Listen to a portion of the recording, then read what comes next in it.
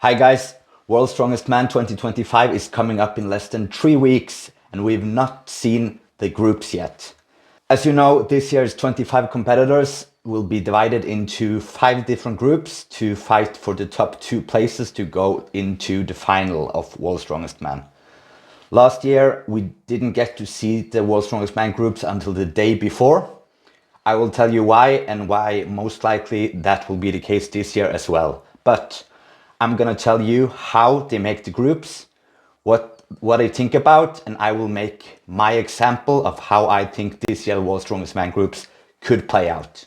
First of all, when they make the groups, they have many different things to take in consideration. One of them is country. For example, if you have five athletes from the United States, you want to divide 1 athlete for each group.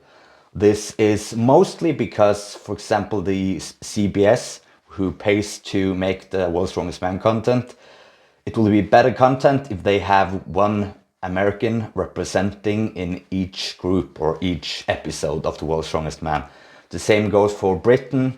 You can't put Luke Stoltman, Tom Stoltman, Paddy Haynes, Luke Richardson in 1 group because you want to play the episode on the television as this is our main man who we want to go to the final.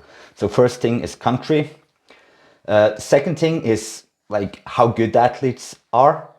We know that World's Strongest Man says they're not seeding it, but in one way they are, and I will gonna tell you how I see it and how it will be done. The third thing is personalities. You can't have a group of athletes who has no showing, no energy. So that means you will not put Evans Nana together with Evan Singleton and Bryce Johnson. You won't put five men with energy in 1 group and then you sit with 1 group with athletes who doesn't make much out of themselves, such as, for example, Jakush Schoonwinkel, Matthew Ragg, and those guys. You want to divide it, so you're not just making a group with 1 top guy, 1 new guy, 1 middle guy. You also have to take all those other things in considerations. That's mostly it. The reason also they won't public the World's Strongest Man groups until the day before is because they want all the athletes to get safe to the competition before they make the groups. It takes a lot of work to make those groups, and if we get there that one of the athletes have to pull out. This year we have first reserve Pau Dwyer from Ireland, second reserve Tim Buck, and third reserve we have Rauno Heinla. If one of the guys has to pull out and you get Pau Dwyer in, that's of course one of the guys with charisma, with the energy. And most likely you would think, okay, this guy pulled out, so we'll just take Pau Dwyer into this group. This year it's 6 Brits. 1 group has to have 2 Brits. Imagine if one of the groups the group that loses an athlete will be the group with 2 Brits, and then Pau would go into this one and you would suddenly have 3 Brits in this one, and then you'd have 1 in the other ones. You can't do that. So that's the reason why they'll actually wait till all the athletes are there and see, okay, those are the 25 athletes we have, and then they will make the groups. So they won't have to make the groups all over again if 1 guy has to be stepped in as a reserve.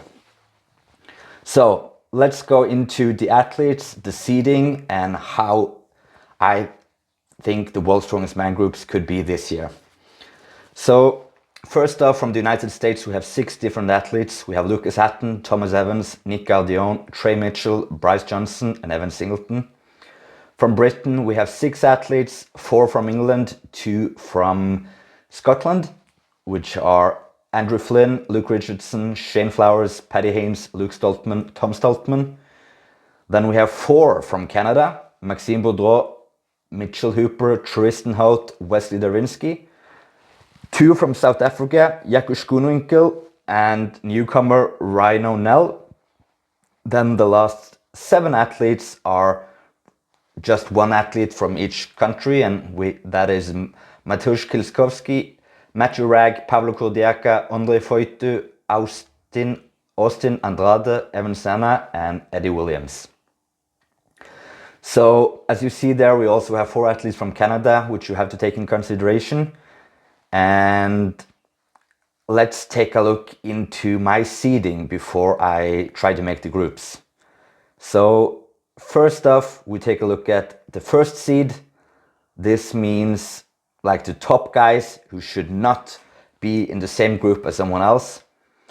As you can see, I've just put 3 guys in my seed number 1, and that's out of last year's World's Strongest Man, the finals. That's Mitchell Hooper, it's Tom Stoltman, and it's Evan Singleton. That means I'll have to put one of these guys into each group. It was very hard for me to take 2 more guys into the seed 1. So instead of that, I decided that I would have just one seed 2 guy together with the seed 1 guys. And I'll have 3 guys from the seed 2 together in the 2 other groups who don't have a seed 1 to make it more fair. In the seed 2, I've put Tristan Hout. He was the world's strongest man. He was the 5th world's strongest man of last year. You have Trey Mitchell, who's been in the final a number of times. And yeah, looking very good at the Show Classic, and he's looking on form. He's coming back for sure. Luke Stoltman, who's probably in the best shape of his life, is a 2nd seed. Austin Andrade, which was very impressive last year at World's Strongest Man. Pablo Kurdiaka is in the 2nd seed. Matthew Ragg, he was a half point away from Evan Singleton in the World's Strongest Man final last year. Could have been the guy to take the 3rd spot and been as a seed 1. Mateusz Kilskowski is in the 2nd seed. Some would say not deserved because of the last couple of years, but now we've seen him winning Magnus van Magnusson. He placed on top in the Siberian Power Show and placed 2nd in Euro Strongest Man. So yeah, I think he's well deserving of a 2nd seed when we also look at what he's been doing like in his career overall. Then we have Maxime Baudreau in 2nd seed. Some guys wouldn't agree with me on this one because Maxime didn't even get an invite last year. Then 2 years ago, I believe he got 3rd place in the World's Strongest Man. He's back now, and I do feel like he is a 2nd seed. Luke Richardson is back, made a final in his 1st appearance, and he's for sure looking to be, maybe in his best shape ever. He looked on form at Europe's Strongest Man, and I feel like he should be a 2nd seed. Seed group number 3, I have 6 guys: Jakuš Kuhnwinkel, Thomas Evans, Eddie Williams, Ondrej Foytu, Lucas Hatton, and Wesley Derwinski. We have to talk about 2 of the guys here, especially Lucas Hatton. Of course, he's a better athlete and will most likely place higher than many of the guys in the 2nd seed. But I know that World's Strongest Man look mostly at previous performance in World's Strongest Man. Lucas Hatton is a newcomer. He's never competed here before. So yeah, I don't think they will have him high up in the seeding anyhow. Wesley Derwinski, he was 6th at World's Strongest Man last year. The reason he still though is in the 3rd seed group, that is because he almost didn't get invited back this year. He was one of the guys like Big Loss and Liz has been talking the loudest about because he didn't receive an invite. But now after Europe's Strongest Man, where they just delivered out like 4 World's Strongest Man invites, they leaved out giving Rauno Heinla his invite, and it seemed like when the last invites were sent out, Wesley finally got his last invitation. So he's back and he should be there, but I don't feel like they will place him high because he didn't really even get an invite. So he's in the seed group 3. The last group is mostly newcomers. The only guys who's been there before, who's not newcomers, is Evan Snana and Shane Flowers. Shane Flowers hasn't been showing his best at World's Strongest Man, pulled his biceps and been injured. Evan Snana had his debut last year and will get a new chance this year. The other new guys in the last seed is Nick Aldion, Andrew Flynn, Bryce Johnson, Paddy Haynes and Ryan O'Neill. Don't get me wrong, those guys could no problem make the World's Strongest Man final. Ryan O'Neill has been winning like 3-4 Strongman Champions League, won the final in Strongman Champions League. Some guys is talking about him as the new Mitchell Hooper. Paddy Haynes, good events in the heats. He could go into the final. Nick Aldion, good events. We saw him at the Arnolds, but I do think World's Strongest Man will be an even better competition for Nick Aldion. So there you have it, my top 4 seeds. Then try to put this into groups and think about what country are they from, what's their personality is like, and so on. So, as I mentioned, I first put the seed 1 in each group, and I had to find 3 guys from the second seed to group 4 and 3 guys from the second seed to group 5 and take all into consideration with what country they were from. I won't take more of your time. I'll just jump straight into groups and I'll show you how the groups look like and how I think the World's Strongest Man groups could look like in 2025. So group 1, we first out have Mitchell Hooper, first seed from placing second in World's Strongest Man last year. Then we have Luke Richardson, Thomas Evans, Ryan O'Neill and Evan Snana. So we see we have 1 finalist from last year. In addition, we have Luke Richardson, who made the final at his first attempt. Thomas Evans, who's been good at Arnold's, didn't make the final in Worlds so far. Evan Snana had a nice debut last year.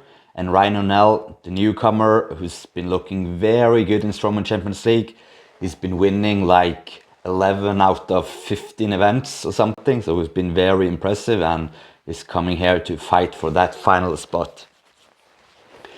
In group 2, first seed and the World's Strongest Man, Tom Stoltman. In the same group is Austin Andrade, Eddie Williams, Britain's own Paddy Haynes, and another debutant in Bryce Johnson. So as you can see here, we have 2 finalists from last year with Tom Stoltman and Austin. In addition, we have Eddie Williams, who's had great progress the last couple of years. Paddy Haynes has some great events in this year's World's Strongest Man, especially the heats. And then we have Bryce Johnson, who's a big fella. When he competed in the North American Strongest, he was just on par with other previous World's Strongest Man finalists before, such as Maxime and Tristan and so on. Into group 3, we have 3rd place from last year, Evan Singleton as the first seed. Then we have Mateusz Kilskowski coming back to World's Strongest Man again. Numbers of podium places in World's Strongest Man from previous. Wesley Derwinski, finalist from last year, coming back. Andre Foytu was also very close to reaching the final last year, just not so good stone load away from the final. Then we have Andrew Flynn, newcomer debutant in World's Strongest Man this year. So another great group, 2 finalists from last year's in addition to Mateusz, who's very good as we all know. Then we have Andre Foytu, who will really be back to fight for a final spot. Group 4, we have Matthew Ragg as the second seed. Matthew was just a half point away from 3rd place last year behind Evan. He's in the same group as Maxime Baudreau, Pavlo Kurdiaka, Lucas Hatton and Shane Flowers. And as you can see, a heavy group. No first seeds, but we have in addition 3 second seeds, which is Matthew, Ragg, Maxime and Pavlo. Matthew and Pavlo is finalists from last year, so there's 2 finalists in this group. But in addition, Maxime has been third place, as I mentioned, back in 2021. Lucas Hatton, maybe not, should have been a third seed, but it's his first World's Strongest Man, and that's usually how they do it. You most likely don't see a newcomer as ranked high before. Then we have Shane Flowers coming back. He's been a World's Strongest Man before, but he's usually just left with injuries. Last time he pulled his biceps, I believe. So very rough group here. Many would hope that we would see even four people from this group in the final, with Lucas Hatton, Pablo Kodiaka, Maxime Baudreau, and Mathieu Rag. If we first go into the last group, which is Group 5, we have Luke Stoltman, so the second seed. We have Trey Mitchell, we have Tristan Holt, Jakob Schoenwinkel, and the debutant Nick Gardion. Also here we have three guys from second seed, Luke Stoltman and Tristan Holt, finalists from last year. Trey Mitchell, multiple top 5 in World's Strongest Man. Jakob Schoenwinkel been in the finals before, so another tough group here to fight for the final. So yeah, as you can see, it looks rough, and it's just a testament to me that having only 5 athletes, the groups will look even tougher on paper. And if we take a look overall at the groups, you can see all of them is looking very hard. I would say someone would maybe say that like Group 1, Group 2 might be easier. If we take a look at Group 1, we just have one finalist from last year. But then again, we have Luke Richardson, who made the final first time. He's the reigning Europe's strongest man now. We have Rayno Nell. Someone's talking about Rayno as the new Mitchell Hooper. And yeah, if you've been watching him in the Strongman Champions League, I believe it was three shows he's been to, as well as the final, and he's been winning almost like every event. So yeah, he's Strongman Champions League is not the same caliber of athletes as the World's Strongest Man, but still winning almost every event, and that's against athletes who's competing in World's Strongest Man, such as Ivars. So yeah, looking forward to see him. The other group, some would say is not that hard, could be Group 2, but we have the World's Strongest Man there. We have Austin Andrade, who's very strong, impressed me a lot last year at World's Strongest Man. He did great at Arnold's, and he's just gotten stronger. So you already have 2 finalists from last year. Paddy Haynes have great events in the heats. I think most of the groups would not wish to have Paddy in the group, and he's a seed 4. So yeah, it's very hard, and it's always like this when you get the finals. One group will be named the group of death because it looks harder on paper than the other ones. So yeah, it's difficult. Going back then to Group 3, as I mentioned, we have 2 guys who made the finals last year, as well as Mateusz and Andre. In Group 4, we have 2 finalists from last year, as well as Maxime and Hatton. And then in Group 5, we have 2 finalists as last year, in addition to Trey, Jakob, Nick. So yeah, it's rough. But as you also can see, I've separated all the Canadians in a group each. I have split the Americans up. So there's an American in each group, 2 in one of them, because there's 6. And the same with the Brits, 1 in each group. But Group 2 have 2 of them, because they're also 6. And the South African, Ryan O'Neill and Jakob Schoenwinkel, is also split up. So I feel like this meet all of the criterias. They're split pretty even, and this is an example how this year's World's Strongest Man groups could look like. Please let me know in the comment section, what would you change? How do you think it would look like? And when do you think we'll get the groups? Do you think I'm wrong? Do you think we will receive them earlier than just a day or 2 before? or do you think I'm right? See you next time.